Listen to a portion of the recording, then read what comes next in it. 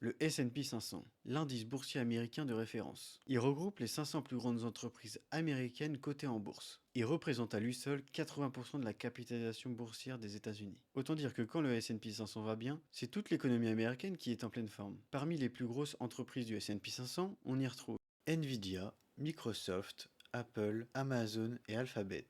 À elles seules, ces 5 entreprises représentent 30% de l'indice. Le S&P 500 a une histoire impressionnante. Avec un rendement moyen de plus de 10,5% sur les 30 dernières années, maintenant passons aux ETF S&P 500 que j'ai sélectionnés. En premier, le BNP Paribas S&P 500. Il a des frais de 0,13% et le prix de la part est d'environ 27 euros. Et en deuxième, j'ai pris un ETF qui vient de sortir, l'iShares S&P 500 Swap PEA. Celui-ci est encore plus compétitif en termes de frais, à 0,10%, et son gros avantage est le prix de la part d'environ 5 euros. Mais pour l'instant, il n'est pas encore disponible chez tous les courtiers, mais il est clairement un ETF à surveiller et à privilégier à sa sortie. En résumé, le S&P 500 est bien plus qu'un indice. C'est une porte d'entrée privilégiée pour les plus grandes entreprises américaines, avec les leaders mondiaux dans leur secteur. C'est un pilier de la croissance économique mondiale, il a un historique de performance solide et en fait un choix stratégique pour diversifier et dynamiser votre PEA, car elle regroupe les grandes et moyennes capitalisations et tous les secteurs sont représentés. C'est l'outil parfait pour miser sur l'innovation et la résilience des géants américains.